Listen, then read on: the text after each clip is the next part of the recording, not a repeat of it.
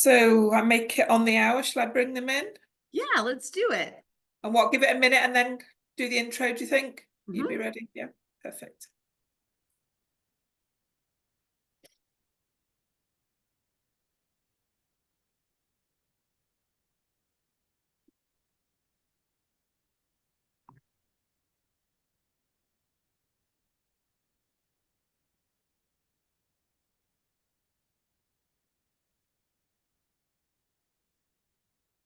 Very good morning, good afternoon, everyone. We'll get underway in just a couple of minutes. We've just got a few people coming in and then we'll get underway.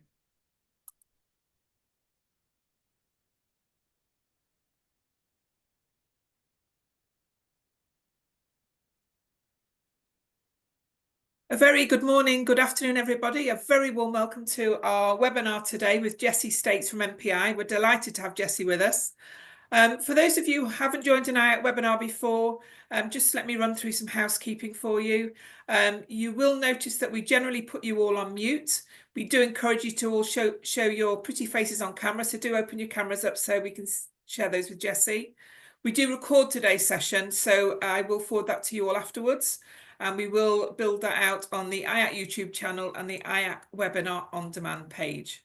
So it gives me great pleasure to hand you over to Jessie States. Thank you, Jessie. Over to you. Thanks so much. Welcome, everyone. My name is Jessie States. I am the VP of Consulting at Meeting Professionals International.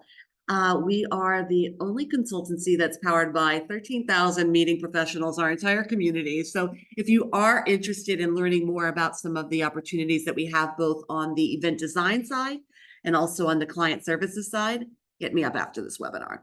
But I'm really excited to share with you today our most recent Meetings Outlook research to really showcase where we are as an industry in terms of business conditions. We do our Meetings Outlook research quarterly, and this is our newest report. It comes out in February. I don't even know if it's on the website yet. This is the first time that I'll be presenting it. So this is the very latest data that we have as an organization on the health and wellness of the meeting and event sector in general, and what is on the minds of our community members, which again are the two sides of the marketplace. Half of our membership being those that organize and plan meetings and events, the other half of our membership being the support ecosystem that helps those events to be done in a wonderful way. And so, you know, hotels, destinations, conference centers like you, all of those things. So this is really a lens into that world. And we've been asking these questions for 20 years now. So when I look at the business outlook questions, the barometer questions about how well our industry is doing when it comes to economic development, when it comes to employment, when it comes to attendance, all of those questions we've been asking for many, many years, and we're able to benchmark what that looks like across that 20-year period. In addition to that, every quarter we ask some flexible questions. We're looking at trends in the market. We're looking at comments and open-ended questions that people have for us, taking all of that data from the past reports, and we're filtering that into new questions every month or every quarter. So that's how this all works. And I'm delighted to share our most recent outlook with all of you today.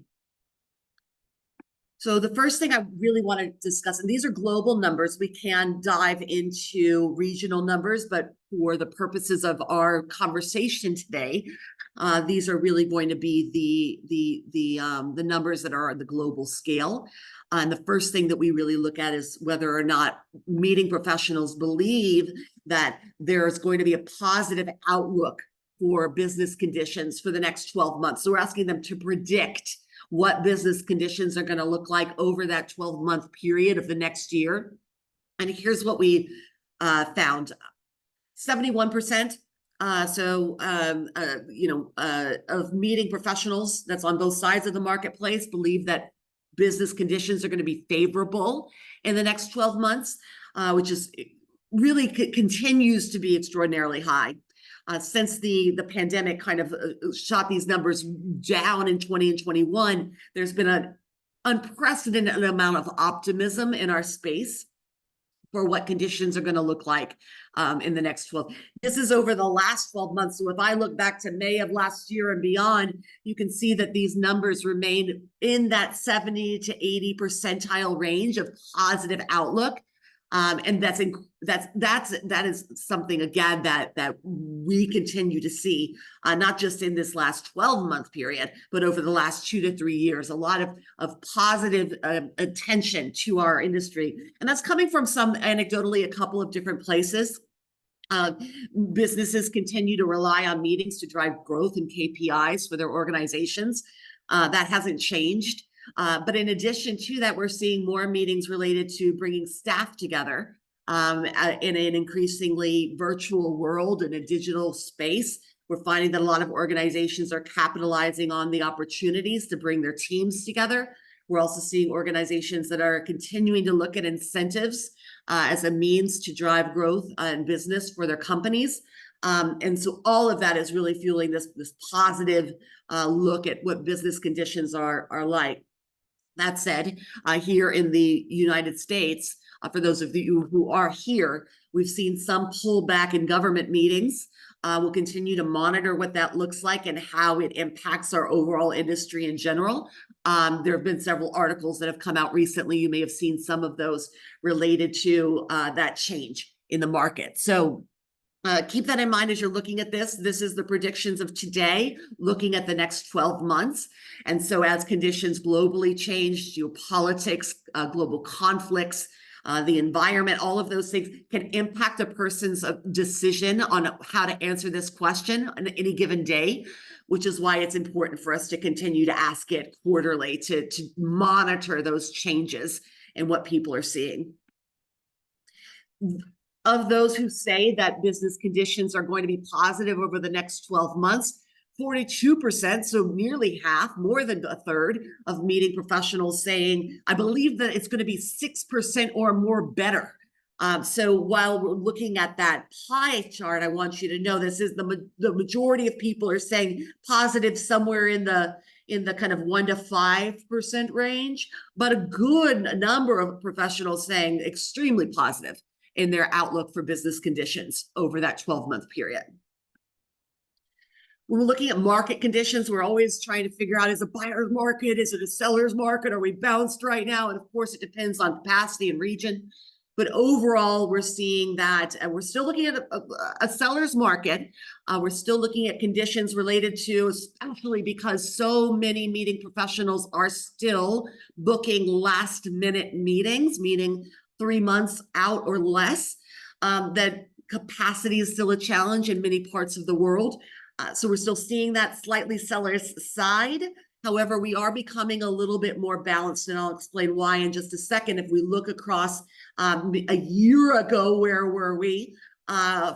Far more people reporting in a seller's market, almost kind of 15% more saying seller's market. Definitely, you'll see the uptick in the balanced market there. You'll see the uptick in the buyer's market there. So we're remaining slightly on the seller's side right now, but we may be seeing a shift. Those shifts usually take years. Obviously, during times of crisis, shifts happen very quickly. But we're possibly seeing a shift back, and we'll continue to monitor that. But we're looking at a slightly more shift to a balanced market than we have in the past. So is anyone hiring? If you're hiring right now, put it in the chat. I'd love to see how many of you are looking for people right now. I know here at MPI, we're looking for a senior director for our events department. So if you're hiring, I'm curious, and maybe other people who are also curious on the call today would love to know if you're hiring. So share with your peers if you're hiring. Here's what we're looking at when it comes to employment conditions across the meetings and events space. Full-time employment continues to increase at a tick of about 40%. That's up, I think that even, oh yeah, so that's up from full-time. It's up from the last couple of months, but just a little. Where we are seeing that uptick is in the contracts. So just in the last quarter, a 7% increase in the number of people who are hiring contract employees right now. And this is really, when we're looking at employment, that's also the health of an industry. That's the health of a sector.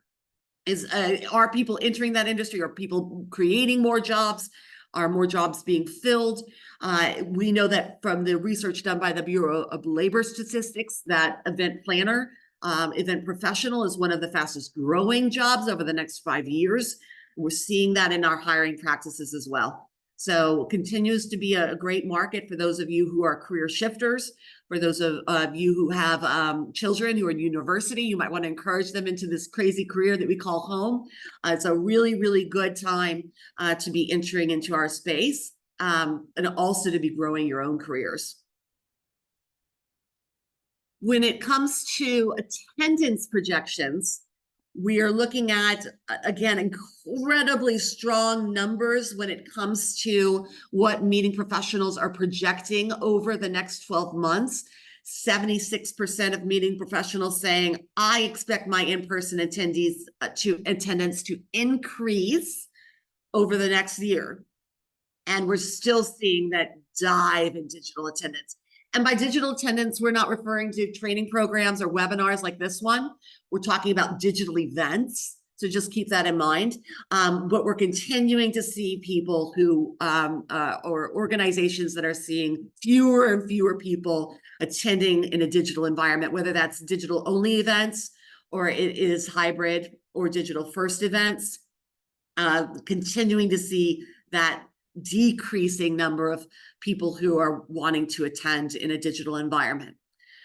We are in the live in-person event industry, so it's exciting to see numbers where I can say nearly 80%, more than 3/4 of meeting professionals say their attendance is increasing in the in-person environment, and that plays back into those business conditions, and that plays back into that employment.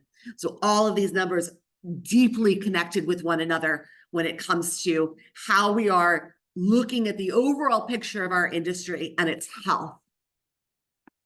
If I look over the last year, very favorable, continued in that favorability, in that 70 to 75% range. And it's nice not to see huge changes here. That would indicate some kind of a crisis, something that had happened that would cause some kind of huge shift in the perceptions of meeting professionals. This is just an indicator of how healthy our sector is right now, in that these numbers are consistent over time. And then again, if I look at digital, not a whole lot of shift there either, just a low appetite amongst both meeting professionals and the attendees who come to those digital events to attend digital events. I will say, though, that what has remained consistent within our industry is attendance to one of our digital events that continues to drive a lot of growth for our organization, and that is our Global Meetings Industry Day broadcast. And so I encourage all of you to celebrate Global Meetings Industry Day with us in early April. We do, I think it's an 8-hour broadcast this year, so we can hit Europe at a time that is still a satisfactory time to attend a digital event in Europe across to the kind of the Pacific time zone here in the US. So would love to invite all of you to join us, and I'll send you perhaps some information about that once our registration goes live. So one digital event to look out for.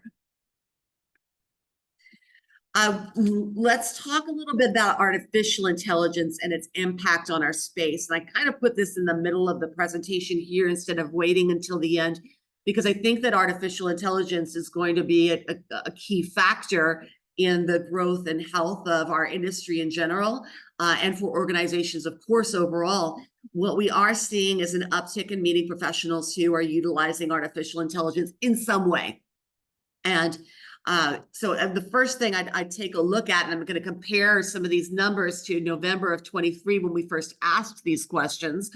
November of 23, put yourself back in your late 23 frame of mind and ask yourself, how comfortable were you with this onset of this new technology, AI, artificial intelligence, specifically at that time, generative AI. And we're looking at, mostly neutral and somewhat positive from an industry perspective when they talked about what their sentiment was around artificial intelligence. So when we asked again for February of this year, we saw that shift that you would expect. We saw the more people saying they had a positive sentiment around AI, more saying somewhat positive, and fewer really reporting in that they had extremely negative or negative sentiment towards artificial intelligence. And I can do the same thing when I take a look at, what about your usage? How often are you using a ChatGPT or a Copilot or Gemini within the business world? Not asking it if you for recipes or music recommendations. And you'll see that back in November of 23, again, I'm looking at those numbers from about a year ago. Some meeting professionals, about 20% using it often at that point. Another 33% saying I use it rarely. Probably it's embedded in something that I'm using, a platform I have. I'm not aware of it. And then more than almost half of meeting professionals saying I never really use AI at all. And now just 1 year later, I can look at the numbers and see the shift that you would expect to see.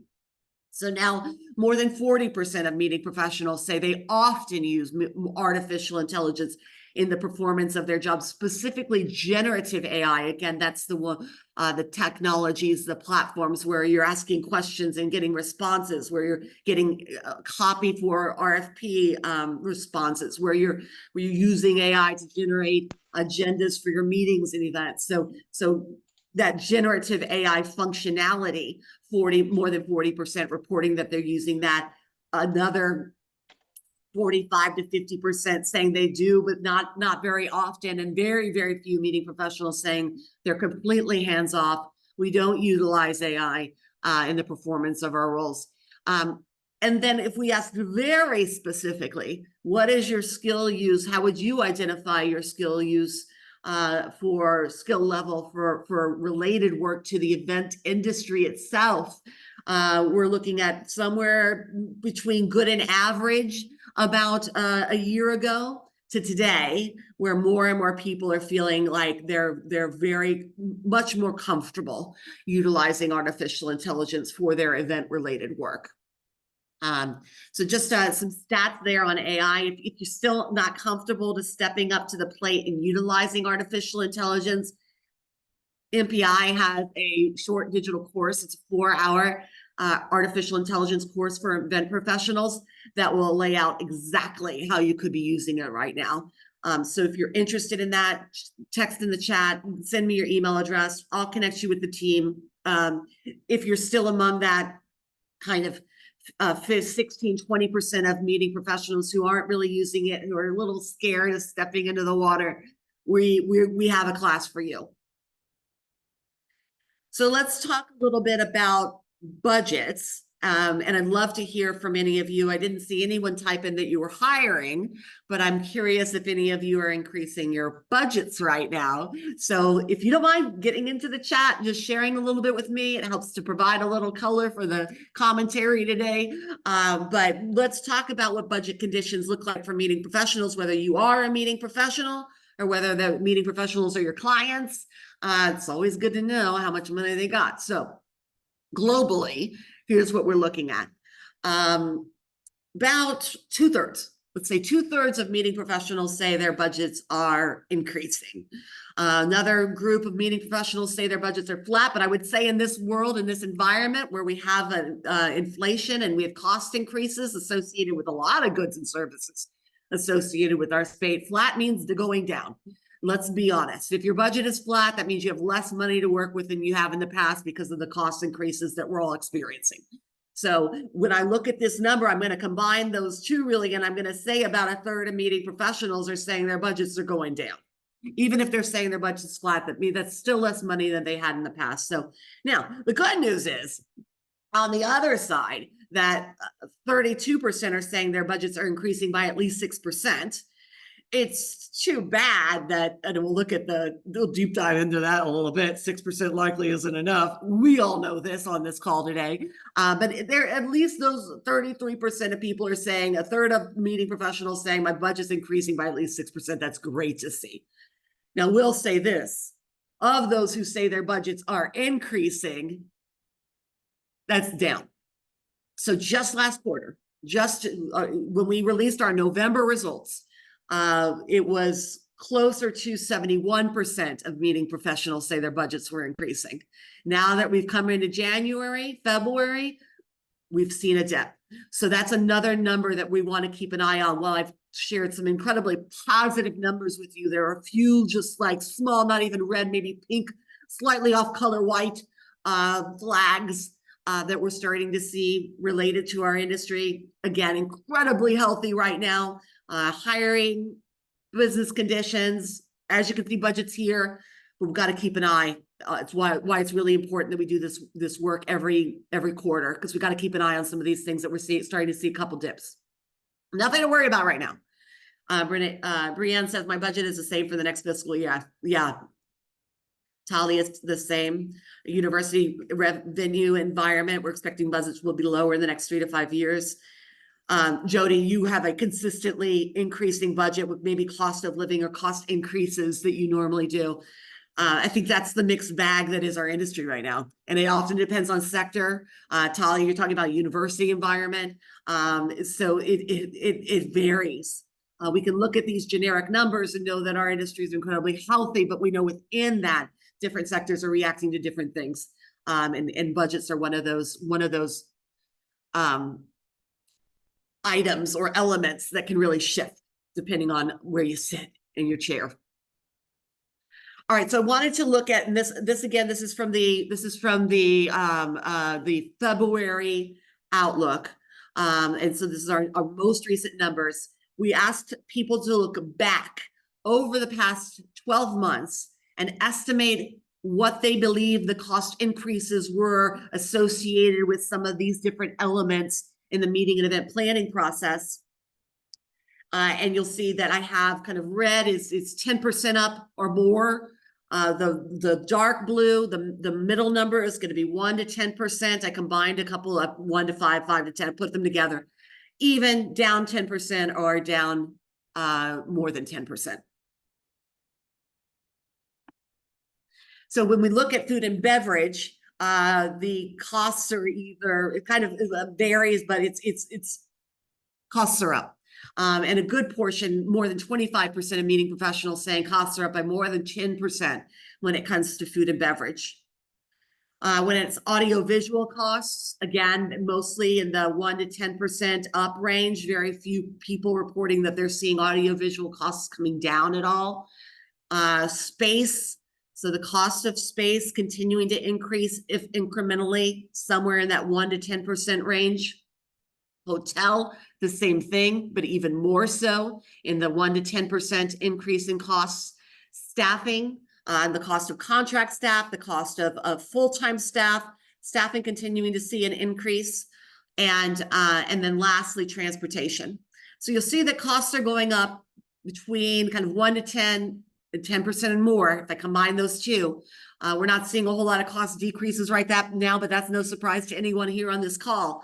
Really seeing that increase and knowing that what we're seeing when it comes to budgets is that most meeting professionals, if they have seen an increase, it's in that 1 to 5 range.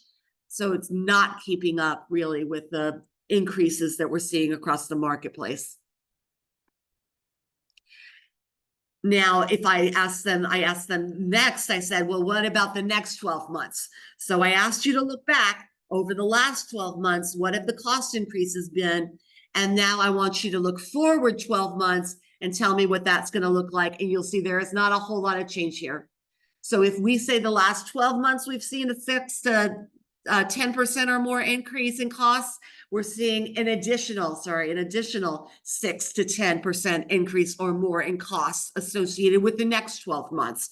So these increases aren't going away. And the challenge is going to be for those meeting professionals with flat budgets or with decreasing budgets, keeping up with these kind of costs or making really strategic decisions about where money is spent and how. And we'll talk a little bit more about that in a minute. We asked about uncertainty, and we wanted to know from meeting professionals, what are your concerns right now? And are they a major concern? Are they a minor concern, or you don't have any concerns in that area? And we found that for the majority of meeting professionals, or close to half in most cases, all of these elements are at a level of some type of concern. You have those that are reporting none in those other areas that you'll see on the side, and I'll go through all of these in just a minute.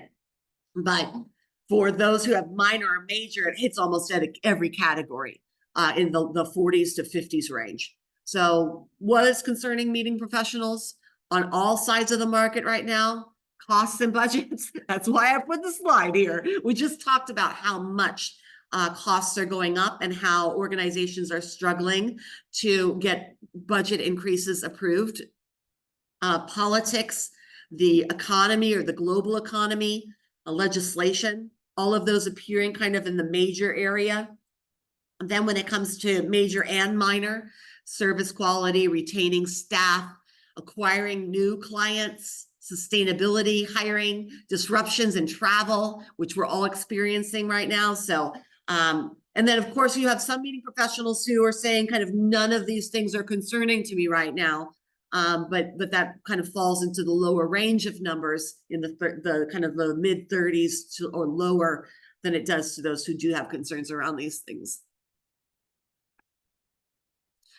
So that's the current meetings outlook report. I want to take us a step back and look at a couple of prior reports that still have data that inform the decisions that we make on a daily basis. So just because these are 3 months or 6 months old in terms of the data that was collected, the information is still incredibly valuable to us as organizers and to those on the supply side of our industry when we're looking at how are we making decisions, what's important to our clients and customers right now.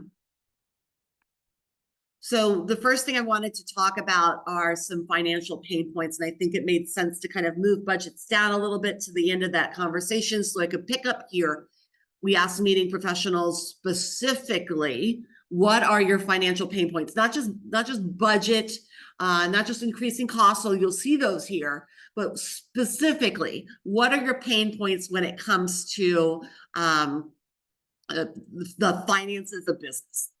And so we'll go around inflation, and more specifically, customers still expecting 2019 prices. And I think if you all had your cameras on, you'd be nodding with me right now, because that's the problem. The problem isn't just that inflation is happening or that costs are increasing due to a variety of different global components.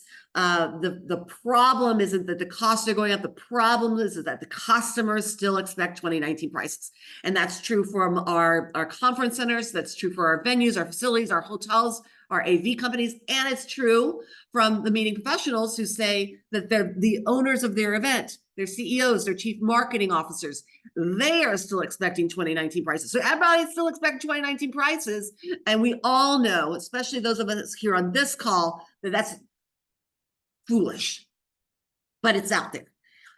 Then we have the venue costs or the perceived venue costs associated, and some inflexibility perception, not always reality, that there's inflexibility with partners when it comes to the costs associated with hosting an event. Competition and competitors having lower prices. So that's something that meeting professionals are continuing to keep in mind. When I think from the conference facility perspective, you know, how can you help meeting professionals and their events stand out from the competition? And I think that IAC venues are supremely positioned to do that incredibly well because of how unique and special your facilities are. That should be one of your primary selling points as meeting professionals face more and more competition, not just from your normal competitors, especially when it comes to educational event, but a lot of for-profit companies coming into the space for your association partners. How are you helping them to differentiate themselves from all of these other competitors that are flooding the market? And again, I think that that's the power of IAC in any case. But positioning yourself as the one who can help them to do that is a great selling opportunity. Staff costs, payroll contracts, contract employees, employee benefits increasing, meeting professionals who utilize and are on organizations that have a lot of staff do have to keep in mind the staff costs associated with hosting an event. Up until 10, 15 years ago, those were just considered costs of business. And now we're really looking at staff time when it comes to, are our events really as successful as we think they are? Are we taking into account all of the costs for our organization, including staff costs, and the time employees spend on creating these meetings and events? That's something that meeting professionals are becoming much more keenly aware of. Food and beverage and audiovisual prices going up. There's nothing that anyone can really do about food costs. So we all know of the crisis in eggs right here in the U.S. marketplace at the very least right now. But F&B costs have not been creeping; they've been steadily increasing over the past 5 years. Audiovisual as well. So that's something that is on the minds of meeting. How can I have the same visual experience for my attendees without the costs associated with the audio visual packages? How can we have that same wow moment on a budget, which is harder, but relying on those AV partners to help us to figure that out. And then finally, political instability, which adds to financial challenges. It's just it's the compounding factor in all of these things that really accelerates the challenge and the financial pain that meeting professionals are experiencing. When it comes to wellness and health, this slide, I'll share with Kate the presentation itself so you can deep dive into it, because I'm just prepping you now. If this is a trigger for you, this slide is going to be very full of information. But the importance of wellness elements when it comes to a meeting or event, again, I know there's a lot on this slide, so I'm just going to highlight a couple things and I'll let you digest it afterwards. But basically on one side of this chart, I've got what meeting professionals say is important to them. On the other side of this chart, I have what meeting professionals believe is important to their attendees. And then I asked several different elements associated with wellness for on-site in-person meetings and events. And was it very important? Was it somewhat important? Or is it not important? So on the planner side, I'll go through each of these. And just having a wellness program is important to 3/4 of meeting professionals. And it's also important, they believe, to their attendees. If more on the somewhat side, but it's an important thing to have. Brain-friendly foods on the planner side, important, and also for the attendees. Healthy food options, again, very similar, although meeting professionals saying it's very important at a slightly greater tick than attendees. Non-alcoholic beverages, seen a huge increase in the NA space, not only from the purchasing side for meeting professionals and providing non-alcoholic experiences or menus, but also from the producer side in the quality and types of non-alcoholic beverages that can be purchased and used. So huge gains here. I think meeting professionals, maybe even a few years ago thought, oh, we'll do NA beverages, that's going to be less expensive. But that's just not the case anymore, because when you do have that non-alcoholic beverage experience, people are expecting value from that. They're expecting quality. And so it's not just having kind of a simple mocktail anymore. It's elaborate drinks with non-alcoholic tequilas and fresh fruits and vegetables. So it is a very interesting space right now, particularly as the kind of younger generation comes in, drinking a lot less than previous generations. So the NA beverages showing up very important here. Beverages that support cognition, not really on anyone's radar at the moment, but certainly something that we're seeing trending. So curious to see if we ask this question again in Q4 of 25, if that number hasn't increased, if even a little bit. Indoor air quality, we're seeing more and more meeting professionals who are monitoring the indoor air quality of the facilities and the venues they contract. Don't be surprised if you see someone pull one out, if they're touring your facility. We're seeing more and more testing that, and understanding the importance that air quality has in quality networking and quality education and learning. So exciting to see the air quality show up on this chart in such a way, knowing that meeting professionals are beginning to take the environmental quality of the spaces that they use with more importance than they have in the past. Variety of seating, scheduled time to decompress, so not packing that agenda the way that we've packed it in the past. As meeting professionals continue to look at potentially, continuing to bring people together, but are we doing that in less time? There's this tendency or this idea that we need to get as much as we possibly can into 2 days instead of 2.5. But we know that that's not a healthy experience for our attendees. So many meeting professionals making sure that they're writing in that white time, they're writing in that white space, so that attendees have that time to either decompress from the learning, the networking, but also because the anxiety of kind of having a lot of work left over when you return back to the office, alleviating some of that, but providing the white space necessary for people to just decompress. Space to do that in. So not just making it a moment in time, but actually dedicating some space for people to take that time. Preventing crowding, which is particularly triggering for people who are neurodivergent. We're continuing to work on our side with MPI, with the new project, and several other organizations on creating spaces that welcome our neurodivergent peers, knowing that 25% to a third of people around the world are neurodivergent, and creating a space that's neuro-inclusive is incredibly important. And knowing that people who are neurodivergent tend to stay away from events because they don't believe they're friendly or safe. So if we're creating a friendly, safe environment, we're going to increase our attendance. We're going to increase the power of the event itself by bringing in individuals who might pass because they don't believe that it's an environment that they would be able to function well in. Natural light, of course, incredibly important, and then exercise facilities. So that's our window of wellness when it comes to the meeting and event space. If your organization, if you are an IAC facility, and you offer any of these things, please create some really great materials to help explain to meeting professionals what you offer.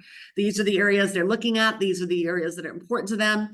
So as you're having conversations, whether you're going to the IAC Americas event coming up here in just a few weeks, or you're going to an IMEX or a different trade show, these are the types of areas that will really spur the imagination of meeting professionals as they're thinking about how they can have events that promote wellness.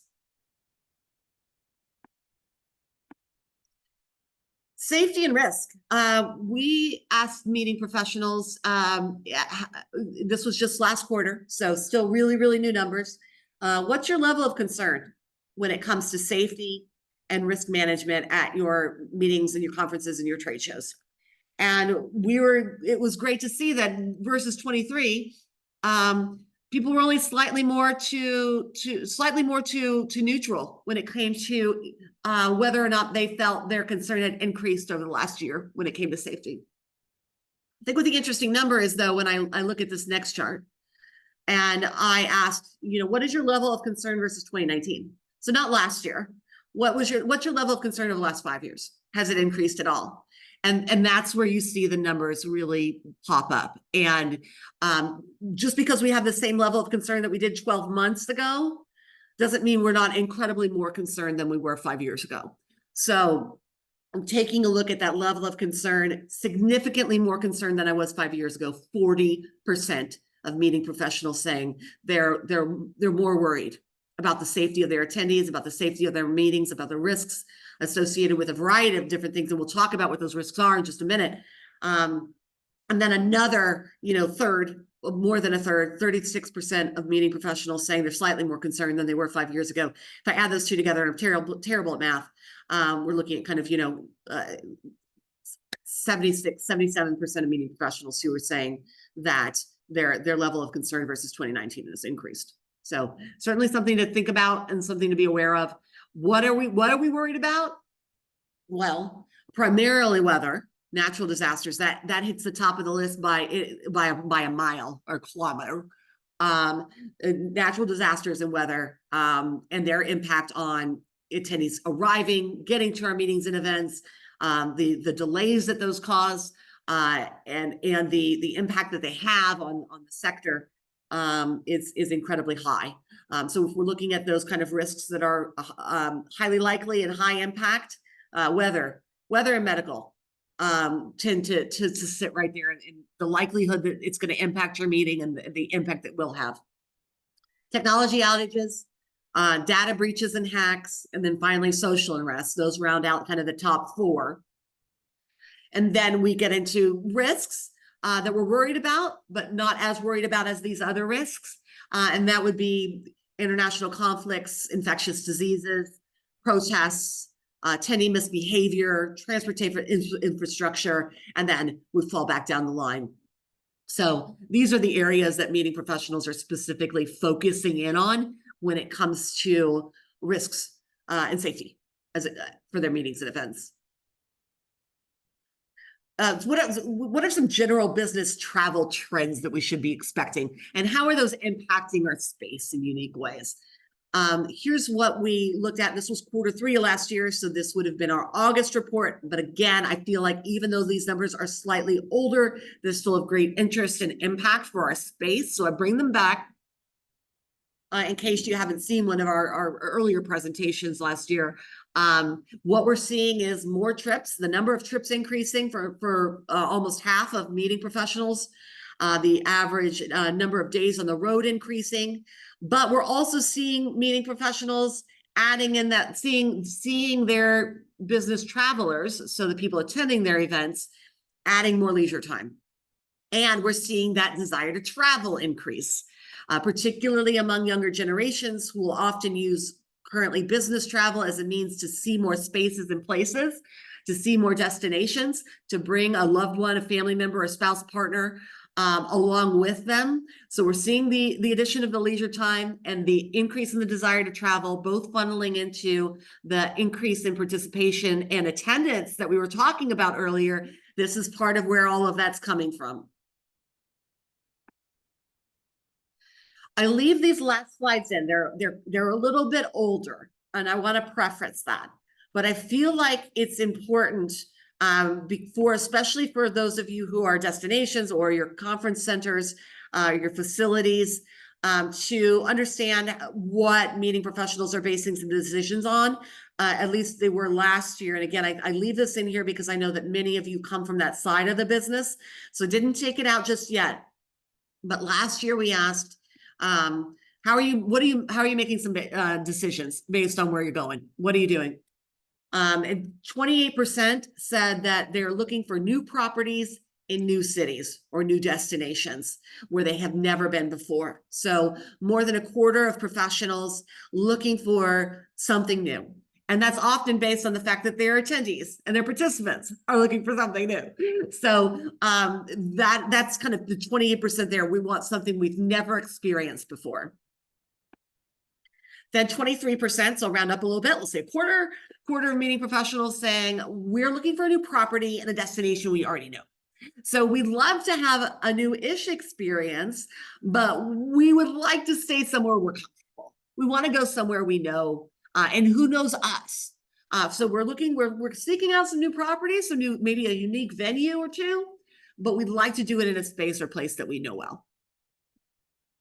Then 20%, so I'll round up a little bit, make it easy on all of us, a fifth of meeting professionals saying they're looking at a property or destination we use every year. So a fifth of meeting professionals using those standard properties. They have partnerships in existence. Their comfort level is incredibly high, especially for some of these last minute meetings. But again, these are organizations that use ongoing partnerships year over year. About a fifth of our audience saying, like, I stick with what we know. Then 17% saying a property destination we have been to, but not since 2019. So new for us, new-ish for our participants. We're comfortable with them. We've been there before. We possibly know some of the players, unless, of course, we've had some turnover. We have a level of comfort because we've been there in the past, but we haven't been there in a while. And then 8% saying properties that can provide buyouts, and 5% saying properties that are all inclusive. So much kind of lower in those two areas. Still some professionals looking at those as something that they're very interested in, but a smaller proportion of professionals. And that's how destination decisions are being made. So with that said, that is our meetings outlook report. And I feel like we have just enough time left, about 15 minutes, to answer any questions that you might have. Turn on your, I'll stop sharing in a second, turn on your cameras, turn on your mics. Let's have a conversation about some of these trends. I'd love for us to be able to connect about some of the things that we've talked about and discussed. I know a couple of you have reached out about the artificial intelligence class. I'll make sure I share that information with Kate and with you directly as well. And I'm more than happy to talk a little bit about some of the things that MPI is doing right now. But again, my role as the MPI VP of Consulting is really taking this type of information and distilling it into actionable solutions for our partners and our planners here on the call today. So if you're looking at event redesign, if you're looking to, you need to cut your budget and you don't know what to cut, look at organizational objectives, do persona work around your attendees, all of those things we offer on the event design side. And then on the supplier side, how do we make actionable results out of the findings of reports like these? How do we turn that into marketing pieces? How are we continuing to work and meet our customers' needs? So with that, I'll turn it over to Kate. If there are any questions, happy to answer those. I'm really excited to have a conversation. If anyone's willing to be courageous enough to turn on their camera and have a chat. Thanks, Jessie. Have we got any questions for Jessie following up on all that information? Anyone going to come off camera? Hi, Kate. Hi, Jessie. Hi, Laura. Hello. I had a quick question just about the neurodivergent. I think it's such an interesting topic right now, a lot that we're getting questions on. But what I find to be a challenge is knowing the limitations of what our space is and how can we offer, just different experiences to those guests. What are you seeing out there that are being done at different properties? So what we're seeing, what we're seeing right now, so we're doing so much research right now into this, and it's such an important topic because what the new project found was that a vast majority of people who are neurodivergent just stay away from meetings altogether, and that's just it's a huge problem in two ways. Two, because we're missing out on a lot of participants who would love to come and experience our events, and two, the more diverse we are, the better we are.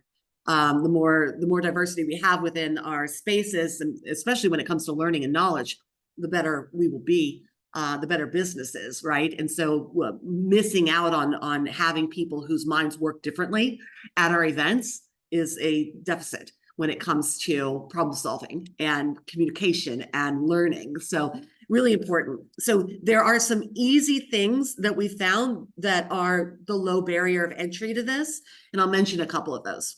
Okay. Laura, if there's any space on your property, and it could just be a room the size of a small boardroom, is to outfit that as a quiet room for meeting professionals. And quiet room can have fidget toys in it. It's got low lights. It perhaps has a very low sound machine that people can adjust as needed. Some coloring books. Just some tactile things that people can use with their hands. I use weighted shawls in ours. Weighted blankets is recommended, but I just find that the shawls are easier for me to bring around, and it's easier for people to use. And those are just kind of like really calming mechanism. So really outfitting a quiet room, and if you'd like, would love to get on a call with you some other time to discuss kind of what that could look like. Now, you can just have these things. If you are a facility or partner, it'd be great to build one out and just have it available all the time. But if you can make recommendations on where that type of room could be at your facility, even that is a great help.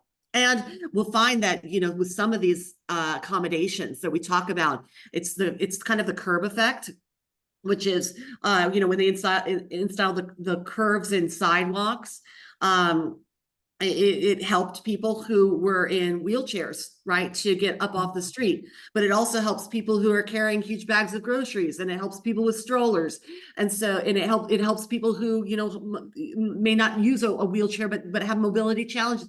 So what we find is when we create these accommodations, they help everyone, not just the people that we create those accommodations for. Another thing that you can do is provide, and I know this is a little antithetical when it comes to sustainability, but provide printed maps of your center or your event to help with navigation. That can be a big trigger for some people, is having anxiety about how do I get where I'm supposed to go? What am I supposed to do? And so having those available at registration, and pointing out where everything is going to be, doing venue tours ahead of time, ahead of the event, all of those things can be incredibly helpful. Pointing out within the agenda when there's going to be moments of bright lights or loud noises, just so that people can make decisions about whether or not they feel comfortable attending, for example, a general session. If there's going to be something, we're going to do fireworks are going to be at 9. Just letting people know in the agenda when moments like that are going to happen so they can prepare for that. These are just easy steps that you can take to again, kind of that barrier of entry being really low, and just designing an experience that allows people to experience and you know, and be comfortable coming and experiencing it. We've even seen, you know, some meeting professionals do like kind of like a lounge space outside of the general session room with you know, plasmas and headsets, so people who just are uncomfortable with the crowd can experience that, but in a different, smaller environment. So there's a bunch of really easy steps. We also offer 3-4 times a year a neurodiversity champion class. I'm happy to share some information on that with you. It's only 4 hours. We do it with the new project, so they're based on their materials, which are really incredible.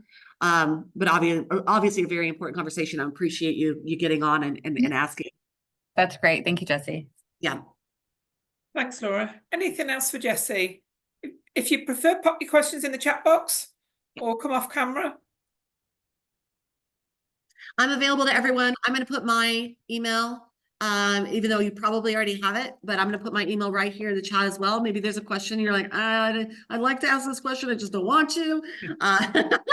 But trust me, if you have the question, other people do too. So it's always helpful to have those courageous people who are willing to ask the question on behalf of everybody else who doesn't quite have the courage.